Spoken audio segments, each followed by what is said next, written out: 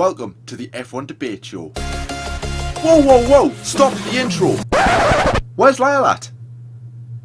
Is that a what? But I've got the episode planned and everything. I've written it all down. Unbelievable. You cannot get the stuff here. You really can't get the stuff. So it looks like you guys are stuck with me this week. So yes, I feel so sorry for you guys, but obviously let's try and do the best we can with this really bad situation, unfortunately, guys. But anyways, what has been happening this week, since that I've just literally had to reschedule all this episode, just literally in this little noggin of mine. Obviously, recently, a lot of this week we've been discussing lots of transfers, rumours about which driver is going to go to which team, mostly, the big guys. Now, 2 drivers have been confirmed for 2018, and that is Stoffel Van Dorn of McLaren, good news, and, have a guess? Got it in one. KIMI Raikkonen, of course, is going to sign a 1-year contract. We never doubted it. Did we? Oh, but obviously I'm going to discuss I'm going to discuss them later on in the episode. But first of all, I'd want to discuss and basically talk to you guys about something new that's coming to our YouTube channel now.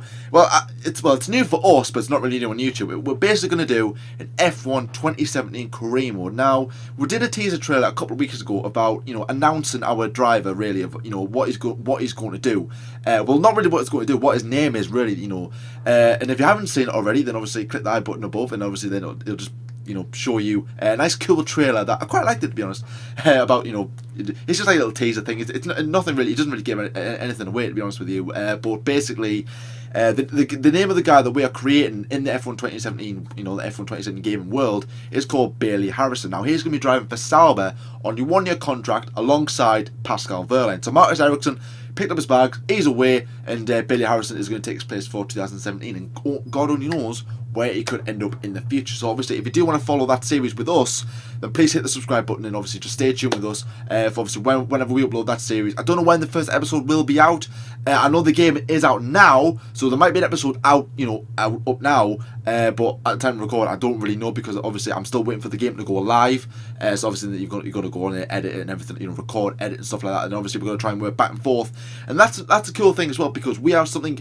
It's not really something cool, but it's something different, I would say, something different, maybe a little bit unique in a way, because you've seen, mostly Ira and Tiamat Marduk do, F1 career modes. I mean, obviously you've probably seen them already by now. I know I've been watching them, really, very, very exciting, I must admit, but I wouldn't have a go, because I've been basically watching career modes mostly at Formula 1 and in other form of sporting series and gaming series as well, and I've always wanted to do one myself. I've just never had the equipment.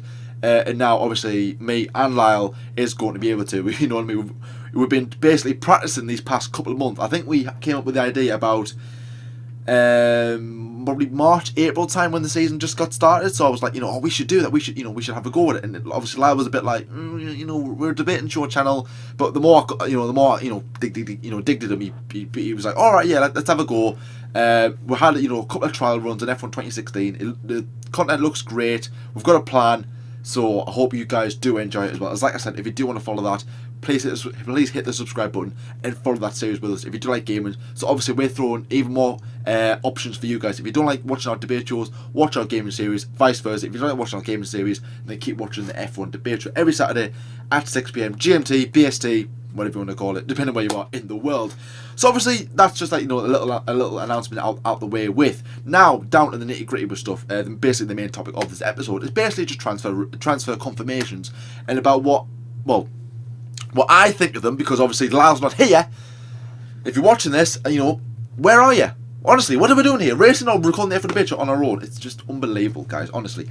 So obviously, starting off with Stoffel Van Dorn signing with McLaren. Now, this is good news for me, because I wasn't sure if they would actually renew his contract, because, as I said before, when drivers have came in with McLaren since Lewis Hamilton left, when Perez came in, he had a 1-year contract. He was out the door the following season. Exactly the same with Kevin Magnussen. Obviously, they weren't going to do that with Fernando Alonso in 2015. The only time they would do that is if he walked. I'm very surprised he didn't after that season. Actually, I'm surprised he's still here after this season. So, anyways, so I think McLaren signing Stoffel obviously shows that McLaren do have faith in Stoffel, because yes, the car hasn't really been for Stoffel. He hasn't really matched Alonso. Alonso's drove the guts out of that car this season because he's done, he couldn't have done any better with that car. He couldn't have went any faster. Whereas Stoffel was, was a bit, on edge, treading on eggshells, as you could say, as the famous saying goes. So he's like, oh, I don't want to be, I want to be, very, cautious with this car as well, and obviously with my career. But obviously in recent times he has been close to the point, scored his first point, in his first full career, let's say, back in Hungary at the last Grand Prix. So obviously that'll only improve his confidence even more within the car. But obviously McLaren do need to improve that car if they want to see Stoffel, chance for podiums and race wins. That is a long way off, but obviously it's not impossible. But also as well, obviously with Stoffel signing before, I would say, the main driver, obviously Fernando Alonso, is announced where he's going to go. It basically shows that Alonso is now, he still doesn't know, what the hell is going on with his F1 career. He's still looking for options. He's like, right, shall I go to here, shall I go to there, or shall I stay with McLaren? Because, Alonso will want to get his career sorted as soon as possible. So obviously he's still looking elsewhere to see what else he could do. Well, with Stoffel, he's like, right, might as well, I'm not going to, it's either F1 or bust, really, where else am I going to go? And obviously he signed, he is secure, but obviously Alonso's future is just pretty much like, oh, okay, right, one sign now, come on Alonso, where you going now? But also as well, I was saying this to a couple of people on Twitter and on F1 groups, basically, of, who would McLaren sign should Alonso not renew his contract, because they are quite limited with options. Now, one of the young drivers they could sign is Lando Norris, who performed well in the young drivers test in Hungary just after the Hungarian Grand Prix a couple of weeks ago. Now, performed very well, very, very good talent, but is he still quite young? I think he's 17, 18 years old. So obviously he's not too young, because Verstappen and Ocon and Verlaine, they're all in Formula One at a very young age. So obviously it's not impossible, but in a car that isn't really competitive, is he really ready to actually handle all that? Stoffel Van Dorn's 25 years old, so obviously he's old enough. So, and obviously he's had that experience in other formulas as well, such as GP2, GP3, and Super Formula as well, where Pierre Gasly is at the moment. So, is he really ready to have that pressure on him? In a big team, they haven't really had the success McLaren, but they are still a big team. So, is he ready to have that pressure? And if he is a bit too young, then I can't see anybody else signing for McLaren. Either Alonso or Button is also an option. Now, Button did come out this week and did say that he would like to have a full 2018 season should he want to drive, because there has been talks where Alonso might quit halfway through 2018. There might be an option in his contract where he'll go off to another series. He'll go, right, I'm going to drive the first half of 2017, then Button's going to do the rest. Button said, right, I want a full 2018 season. If I was to come back to Formula One. So I don't know. Yes, Jensen Button is taking part in this Super Formula. I don't know what it is. It's like some sort of GT series over in Japan. So obviously, good luck to him with that. I don't know if he would return. I think I really don't know what McLaren is going to do, because obviously one is now secure with Stoffel Van Dorn. I must say, I'm very happy with that. Well done, McLaren. Very good driver. But who's going to fill that other seat? It's, for me, only two options. It's either Button or Alonso. It's one of them two. I really don't know. Obviously, as always, let us know, your opinions in the comment section below. Who is going to sign for McLaren for that other seat? Button, Alonso, or maybe even Lando Norris. If Lando Norris does get signed, I wish him the very best of luck. But it's a very inexperienced team that McLaren have got in a time where they need to rebuild and regroup. And for me, they need someone like Button and Alonso, Button or Alonso, just to guide them through. God knows how long it would be before McLaren actually start making some significant progress. So that's McLaren out the way with. Moving on to Scuderia Ferrari. Now, they're pretty much in the same boat as McLaren. Not, in terms of pace and everything. Of course not. They're nowhere near it. In terms of, driver situations now, Kimi Räikkönen has signed a one-year contract yet again for 2018. This must be his last season. It has to be. We've been saying that this is going to be his last season for the past 4 seasons now. I said, right, this season, that's it. He's not signing another contract. He's only gonna done it. So it is good to say. I must admit, I do like Kimi Räikkönen as a driver. Now, there's been a lot of debating of why Ferrari have done this, because they have got a lot of options. Well, I say a lot of options. They have got a few options in their lower ranks, in the likes of Giovinazzi and Charles Leclerc, who have been circling around the media a lot, about drives in with lower teams connected with Ferrari and Ferrari themselves. Now, one of them, one of the big guys, is Charles Leclerc, who's doing very, very well in GP2, rated highly by pundits alike, drivers alike, very close friends with the late Jules Bianchi, of course. So obviously, you want to be race in Ferrari, probably to honour, in honour of him, which would be lovely to see. And obviously, Lau predicted that Charles Leclerc would, he would predict he would drive in Formula One, but he would drive with Sauber. Now, I was actually just about to get on to that. I'm actually getting ahead of myself there. So obviously, as I was saying before, in the last episode, Sauber are staying with Ferrari. They were going to go to Honda next season. They are staying with Ferrari, which is now, everyone's like, oh, right, okay, they're staying with Ferrari, so maybe they're going to get a driver from the Ferrari Academy, more likely Leclerc, possibly.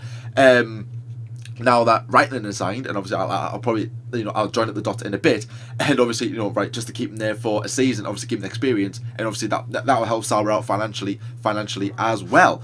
So, I mean, it wasn't really a shock when Raikkonen was announced, but that could be like a stocking filler for another year, a gap, just like a gap year, right? Stay there for another year, and we'll give that seat to somebody else, because 2019 it's going to be a big year for transfers in terms of, right, okay, who's going to go where? Because you've got Lewis Hamilton, his contract expires, Dan Ricciardo's contract expires, Sebastian Vettel his contract expires this season, but could he's not confirmed for next season, but likely chances he's going to sign another 1 year deal with Ferrari, then consider his options in 2019. And I think I know where he might go, but I'm not going to. Obviously, this is about Sebastian Vettel, this is about Kimi Raikkonen, and obviously the young drivers within the Ferrari Drivers Academy. But I mean, obviously, it was fantastic to see. Obviously, like I said, Kimi Raikkonen sign for another year. But a lot of people have been saying that Charles Leclerc will go to Sauber, obviously as part of the engine deal, stay there for a season. Then once Raikkonen retires at the end of 2018, which he should do now, Charles Leclerc will go in there for 2019. Now that sounds realistic. But I mean, it just proves that maybe Ferrari don't have that as much faith in Leclerc as you would expect them to, because yes, I mean Kim Raikkonen is a very good driver, but he's not a world champion material driver. Now, they want two drivers who want to drive, their hearts out for the team. Now, Raikkonen has already done that once before. He's won a world championship, and obviously, I can't see him winning another one from now. Well, not even next season. He won't win it this season. I can't see him winning it next season either, unless somehow a miracle happens and he actually does.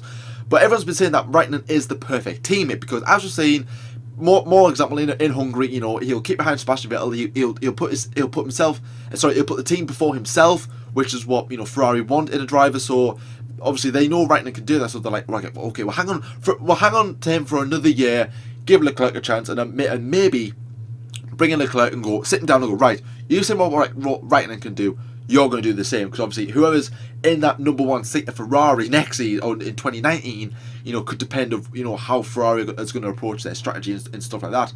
Should Vettel stay? Should Hamilton return? Should Hamilton go to Ferrari?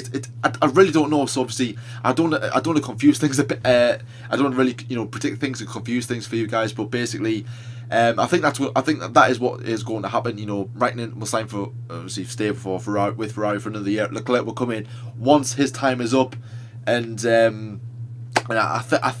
that seems to be like the option. Leclerc is a really good driver, and that could possibly happen. Or maybe they could get rid of both Sauber drivers, the current Paco Verlaine and Marcus Ericsson, and put in Giovinazzi and Leclerc, and then Ferrari, the head guys Ferrari can go, right, who do we think should be in that seat? Because that is a very that's like almost like a throw in Formula One to drive for Ferrari. Everybody wants to do it. You know what I mean? And if you are part of that Drivers Ferrari Academy, you've got like a quick access pass to that seat. Obviously, you've got a better chance than everybody else. So everyone's fighting for that seat, such as Carlos Sainz, Sergio Perez as well, and obviously Giovinazzi and Charles Leclerc. Everybody wants that seat. Or who knows? Lewis Hamilton might go back to McLaren. Alonso might retire, or Button might retire. He might go back to McLaren, and then Vettel might go to Mercedes, and then someone else Giovinazzi or Leclerc might fill the Sebastian Vettel seat, and then Kimi Raikkonen signs another 1 year contract. I mean, how controversial would that be? But obviously, as ever, let us know your predictions in the comment section below. Whether should Ferrari, is that the strategy that Ferrari have adopted? Keep Raikkonen for another year for then Charles Leclerc to then come in. or is that all all a load of tosh, and Ferrari is just basically playing with us in terms of driver transfers. But anyway, guys, that's where I'll wrap up this episode, and thank you very much for watching as well. A very short episode today, but obviously there hasn't really been that much to talk about just there, and obviously that announcement of our F1 2017 gaming series. Very, very excited about that. I hope you guys are as well. As ever, please leave a like rating if you do like this video. Dislike this video, tell us why, so we can get some feedback and maybe improve our content. And then obviously subscribe as well if you're new around here, if you want to see more debate shows. Obviously GP preview shows, go and check that out as well if you haven't seen it already, where we make our predictions and just talk about the Belgian Grand Prix more in depth in a way, and obviously Friday the Grid, very, very close in that as well, so obviously very excited about that. And of course our F1 gaming series starts possibly this weekend. I really hope it does. I don't know how it's going to pan out. Basically, I don't want to predict anything like that, but stay tuned for that. Subscribe, like, comment anything you want below. We've been there for the debate show, and until next time, we'll see you later.